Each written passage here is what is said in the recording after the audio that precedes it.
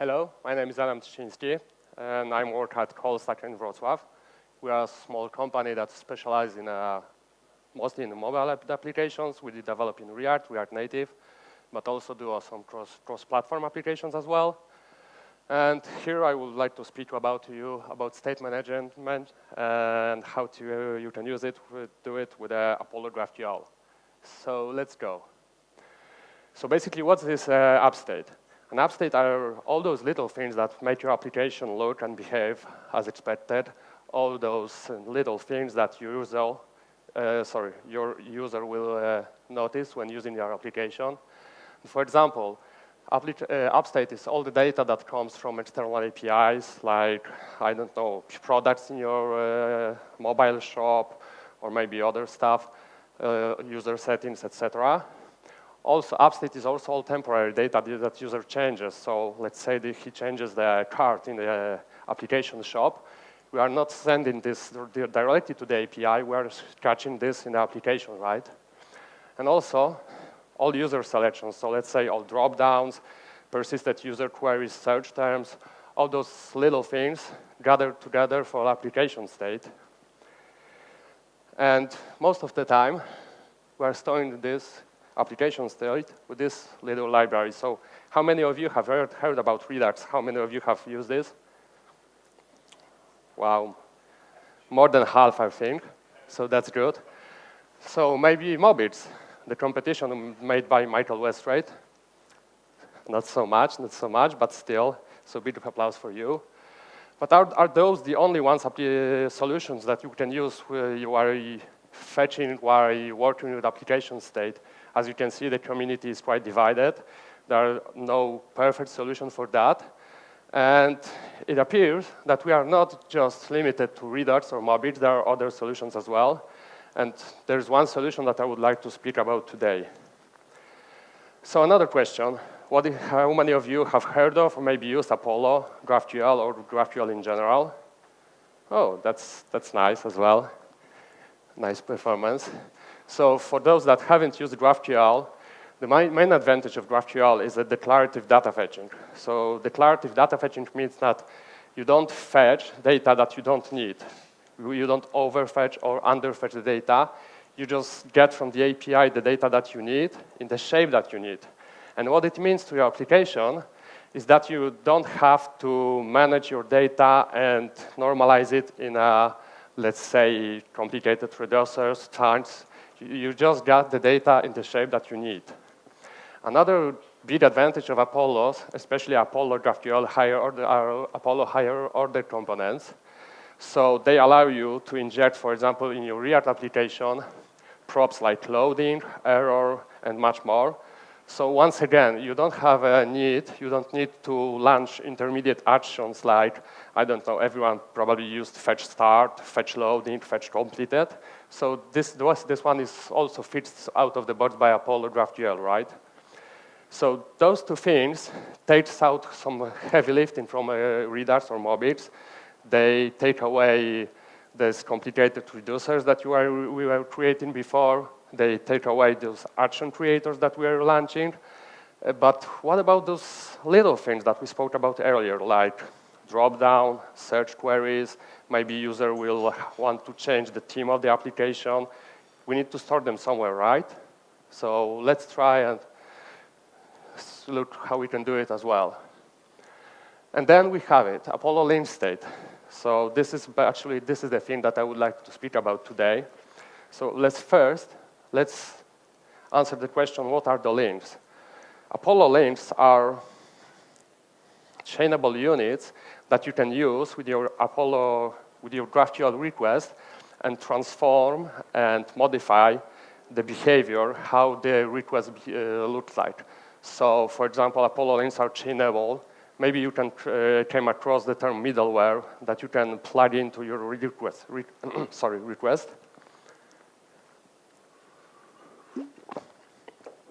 So Apollo links are chainable units that can allows you to modify those requests and shape it in the way that you need. So for example, you can pass authorization tokens in your request out of the box directly into your headers. You don't have to modify the fetch request. Doing that, you can also use some querying, data polling, batching, and so on. And the next question, what is Apollo Lin State? So Apollo Lin State is a small utility library, let's say, small package, that allows you to manage your non-data application state via the GraphQL client. Sorry. Okay. So how do you use it, right? The setup is pretty simple. Here we have a client, Apollo client, that we are using whenever we use Apollo GraphQL, let's say.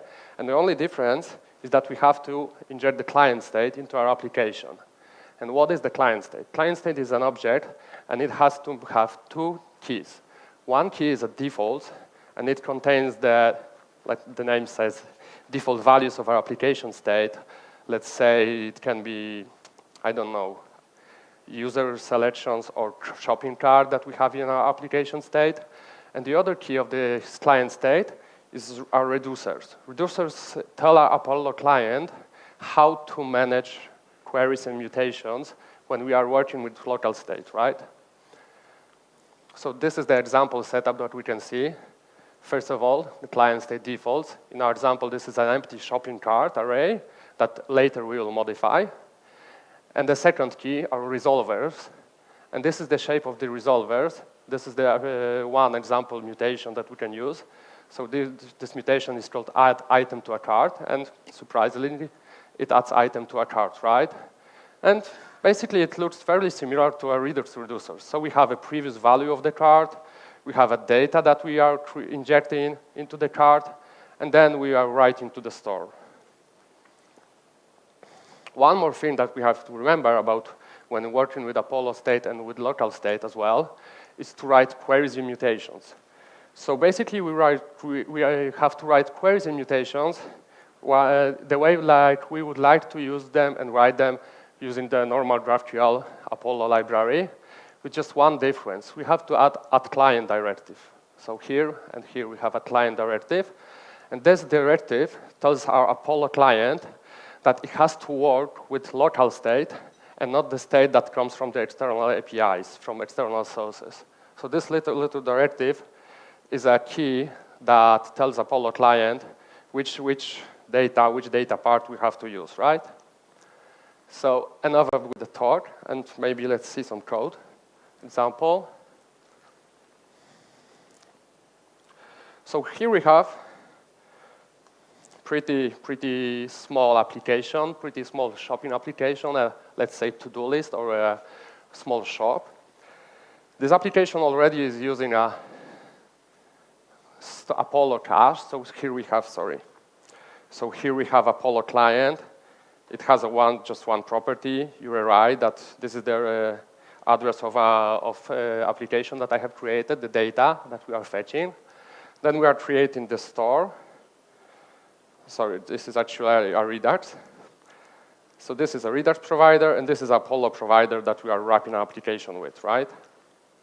The another thing is the application. Can you see the code in the back? Maybe I could increase the font. Okay.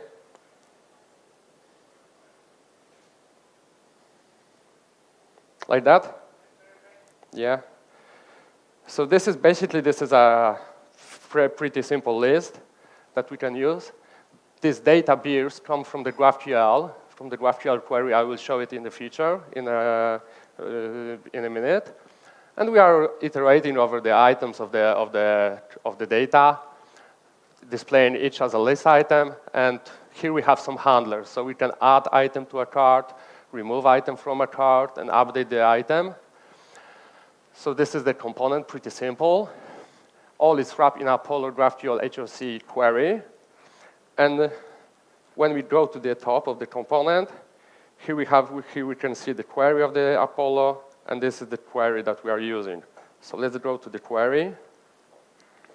And basically that's it, right? So you can see the GraphQL GQL tag, and this is a template literal that our Apollo client is then translating to a actual request.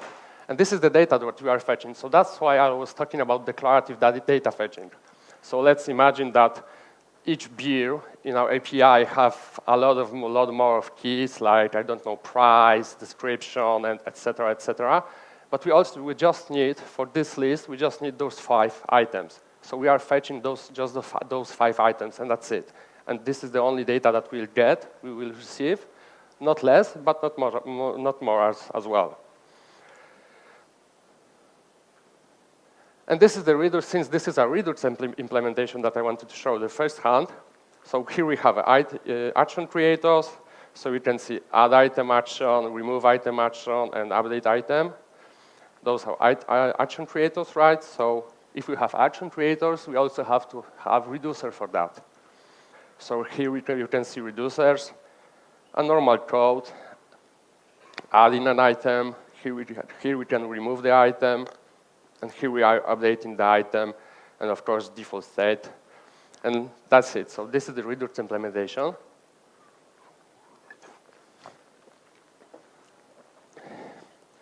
And basically, to show you that I'm not lying, that this is working actually, let's check it out. Oh, it's not working.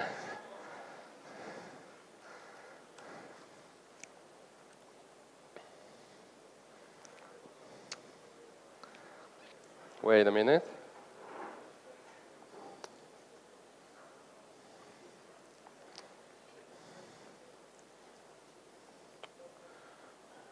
Please, demo gods, help me.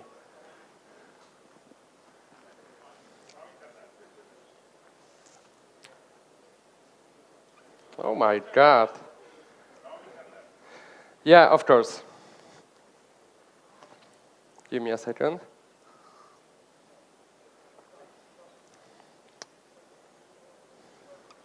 Large beer for someone who yelled that.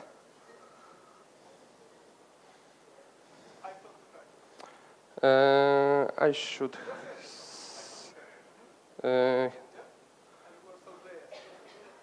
Capitals? Yeah. Let's see. Okay, second beer for you. Or not. Okay, I have my hotspot. This is the real hotspot, hello world, right?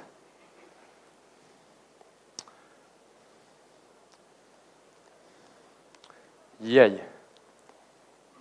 Okay, so going back to the demo. So let's add some items to our cart. And our shopping cart is working, right? So we can add more items and have a little fun with that. Works. Magic, right? So let's maybe try, and instead of Apollo of Redux, since we already have a GraphQL injected and we are using already GraphQL, we have data fetching with GraphQL, let's try and work with the Apollo link state, right? So maybe a quick state. So first of all, I need some help. So client state, like we can see here, right? We need to create this client state, so let's import it from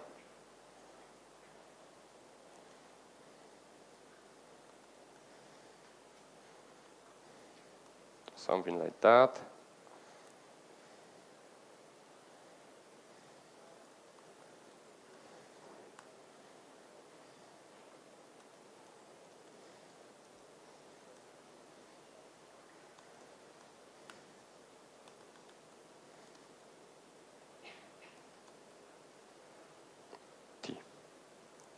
So as I said, we need to have 2 keys, defaults.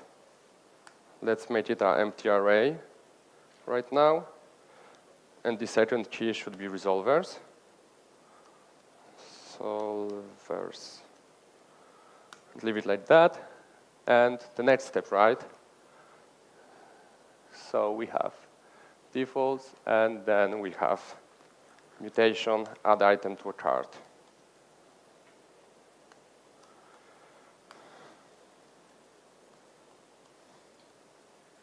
And that item to a cart is a basically a simple function. And for anyone that had written a Apollo GraphQL or even a GraphQL server-side code, not the backend, but the server-side code, it should look fairly similar. So we have access to an object. First data is irrelevant. The second argument here is the data that we receive from mutation. So let's say we will receive ID and value of our new, it should look like that. And the third argument is an object that has also access to a cache. So this is Apollo cache that we can use. And for example, first we have to get the current state of application. So let's read our data. We do it like that, cache read query. And this is the query. So the same query that we are using here in the application, right? The same one. We are reading the query here.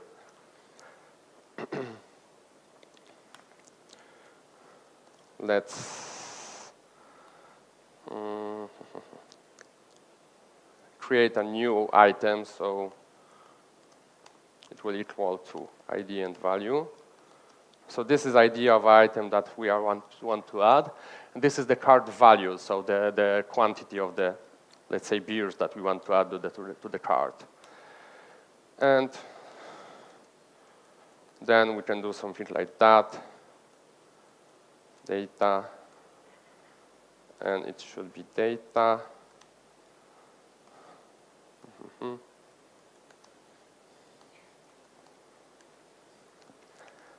And also there's a rule that when we are writing this kind of mutations here in Apollo client, we have to return something. So basically, we can do something like that for the function to not go crazy and behave as expected, right?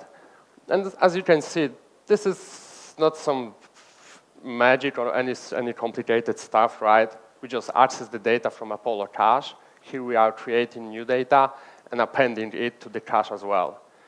That's it. So very simple JavaScript, nothing really crazy. We just need to have the knowledge about the signature, some boilerplate, like we have to add the key mutation here, and basically that's it, right? And as I said, the other thing that we have to do is, for example, create queries and mutations, right? So this is how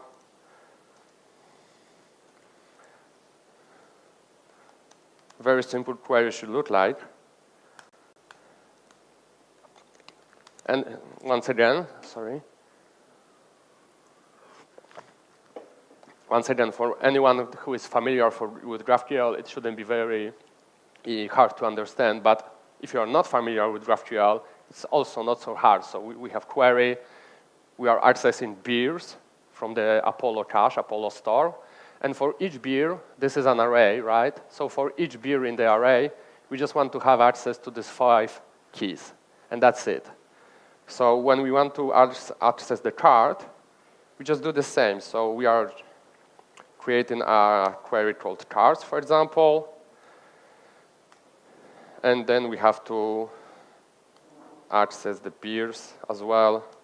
And for each beer, I don't know, here we just need a name, but let's say our component have a need to have something else. We can add some ID, for example, or maybe tagline, maybe description, or maybe some other data as well, like let's say price. Because in the cart, we should have access to a price as well, right? And as I said,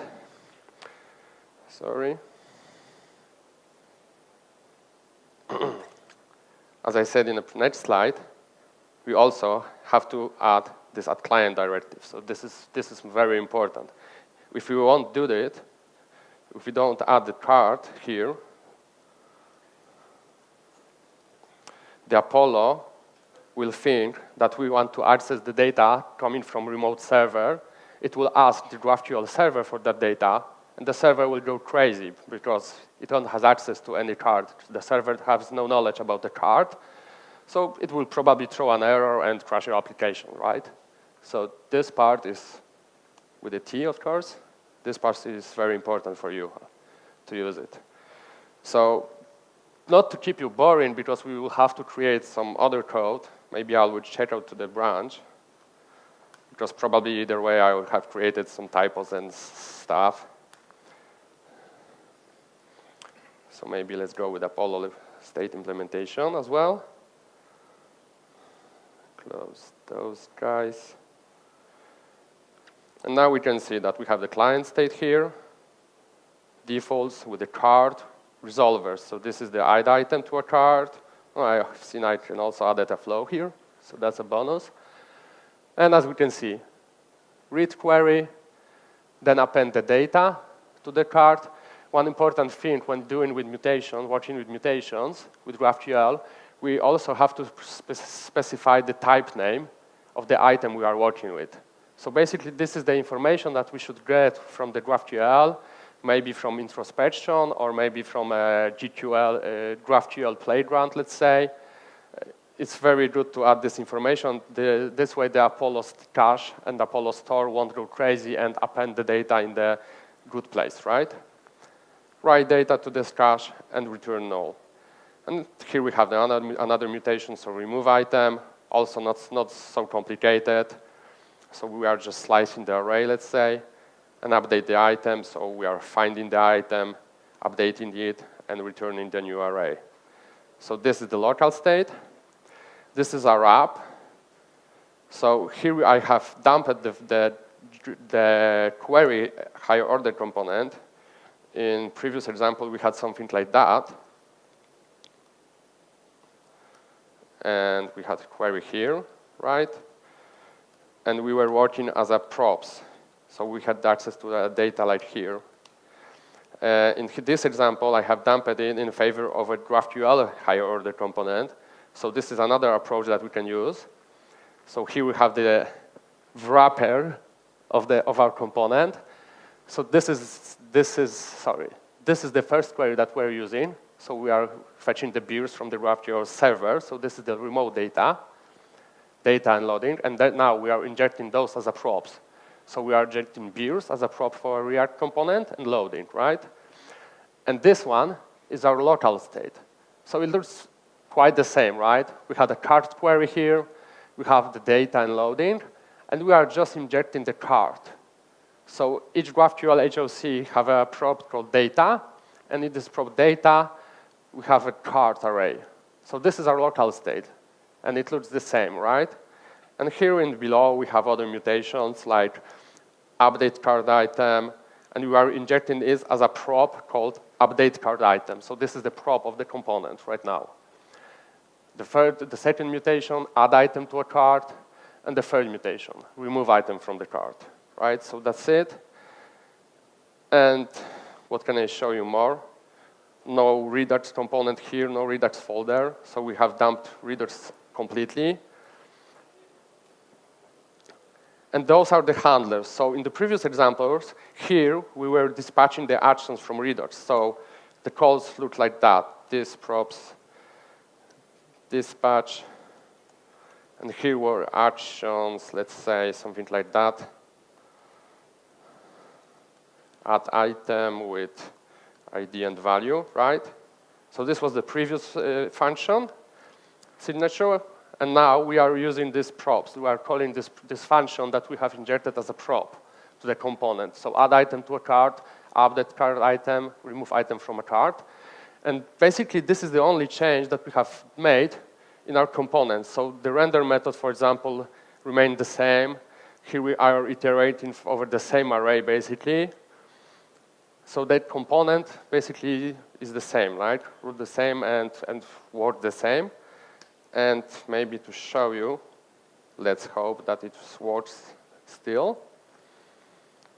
Yeah, it still works. So this is GraphQL implementation, right? Still working, still behaving the same, but without Redux right now.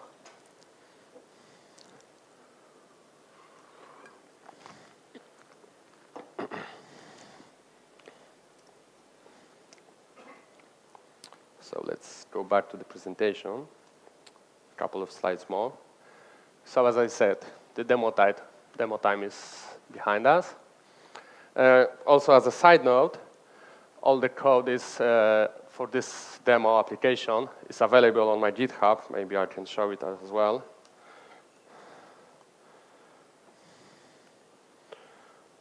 Yeah, here. So this is my GraphQL handler Adam TRZ. And there is a repo Apollo link state demo. If anyone wants to have fun with it, we have 3 branches. So this is master, Apollo link state, and Redux implementation as well. I can send the link later after the presentation as well.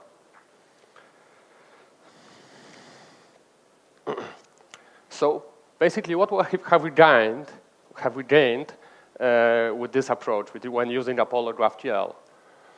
First of all, we have one source of truth. So imagine the situation that we are using GraphQL because, I don't know, our business told us to do so because GraphQL is cool and fun and whatever.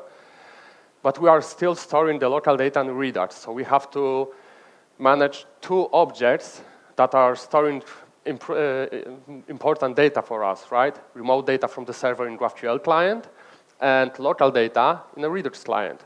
Right now, we have one cache, one Apollo store that all the data is in, right? So we don't have to, I don't know, in reducers, come to the fetch some Apollo state and mix it with the Redux local state as well, or the opposite way, right? So we don't have to inject Apollo GraphQL state into Redux reducers or sagas or tanks. We have everything in one place. Also, as a side note, this is not the thing that I showed you, but here we are using @client directive, and this whole query is fetching local state. But we can also match the items and mix this query partial from local state, and we can add some values also from remote state as well. So let's say in the cart we are just fetching the IDs of an items, but we can fetch the price, we can fetch the other information about the item from a remote server, and it also should work. So we don't have to do 2 queries, for example, one just to fetch IDs and the other to fetch all the values. We can do it with 1 query as well. So this is also a nice bonus. So as I said, one source of truth, so this is very, very important and very nice to have.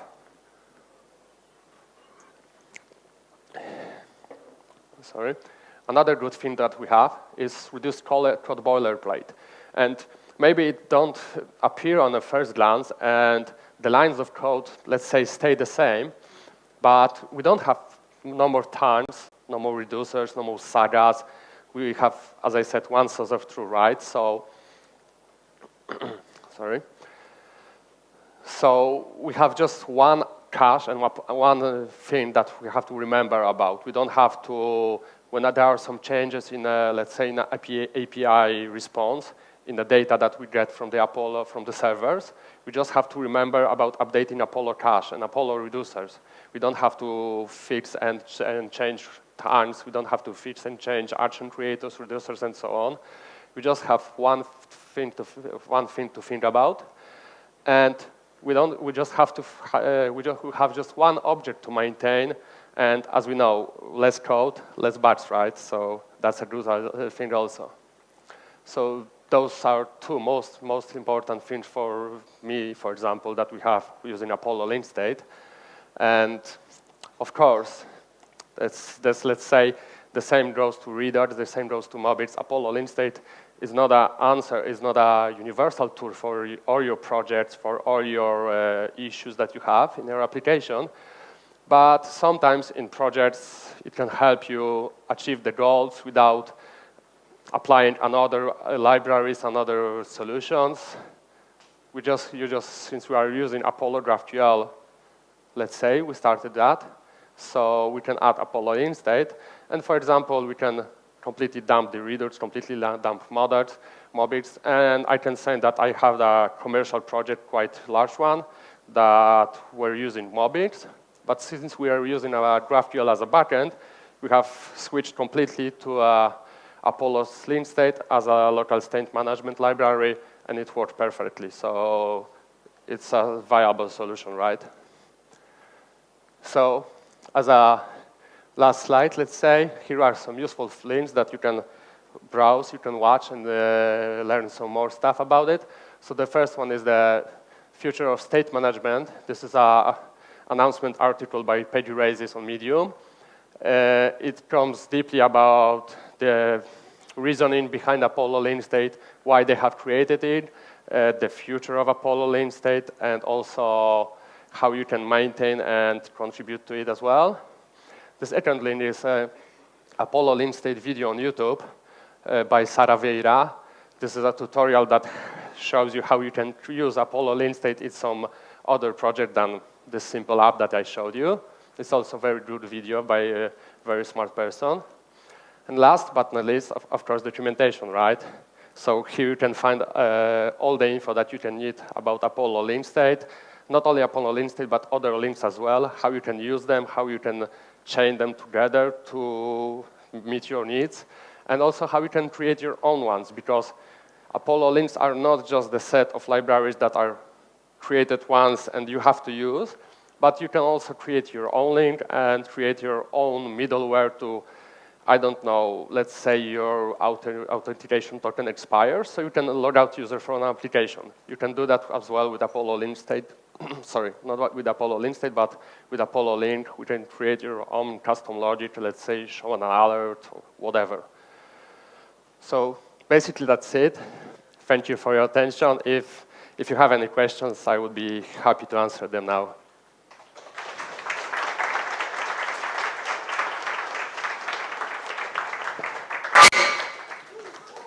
So, short question session.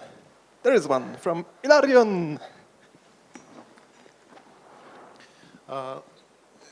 Can those client state reducers / mutations be asynchronous? Or do they have to be asynchronous just like in Redux? A question for you. Why do they have to be asynchronous? Well, you mentioned that you're replacing sagas and thunks with it. So I just, well, if they have to stay synchronous, where would you handle the asynchronous stuff in this? Yes, so basically they can be asynchronous, but I think there's no need for that, because for all the asynchronous data, asynchronous for me almost always equals to some fetch request to the server, right? And these fetch requests are managed by usual GraphQL client, not for Apollo link state. So most of the requests, let's say data fetching or something like that, calls to external APIs, can be done with just Apollo with normal queries. But of course, those queries can be also asynchronous. Like this is a normal query. You don't see it on the slide, for example, here with this query. You don't see it anywhere that this is the call for asynchronous mutation or asynchronous call. But behind the scene, those calls are made to the backend server, right? So their nature is asynchronous. They are asynchronous out of the box. So that answers my question. Yeah, yeah. So they can be asynchronous, but you don't have to write async await because it's not in a component, right? It's not in a JavaScript handler, let's say. Sorry.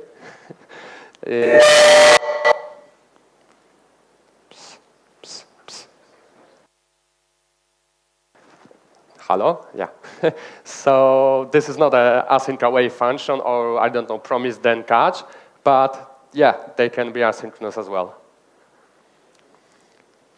No question from Michał? Yeah, so you said that you migrated from Mobx to Apollo link state and it worked perfectly, but did it actually, or did you find some problems along the way and you need to fix it, or you still have some like inconveniences, but you just like are okay with that? Okay, so Apollo GraphQL in general, and Apollo link state are not perfect solutions. There are no perfect solutions, and actually we had one issue that we have to work around and a bit use a small hack with, and it occurs that Apollo has a bug. Basically, it has a feature called reset store. So you can invoke a store, Apollo cache, inject it in your component, and then reset it completely. But actually, it's not that true, because when you call this function, you, of course, reset the store. You clear all the cache of the application. So, for example, you can use it when your user press logout button, right? You don't want to store any data in the cache. But behind the scene, it also refetches all the queries and all the queries that you have subscribed to. So this can be an issue as well. And when using Apollo link state, we had a similar problem because we were storing the auth token there and refresh token as well, right? So imagine the situation: your authentication token expires. You are clearing the cache. You want to refresh the auth token, but you don't have the token because you have cleared the store. And the cache, the query is automatically started. So we have a race condition over there. So this is one hack that we had to use. And since it was the React Native application, so we had to store these tokens in a keychain manager, actually, or in an async storage, let's say, right? So in an external memory of the application. So that is the, I think, one thing that we had to fix using Apollo link state, right? But Apollo community knows that there is a bug with this apollo.store.clear reset store, and they are trying to fix it in the future, right? Okay, so, thanks. Yeah, I think this is the main disadvantages, and one thing that I wasn't happy about in Apollo. All right. No questions from the streaming, so thank you very much, Adam. Yeah, thank you as well.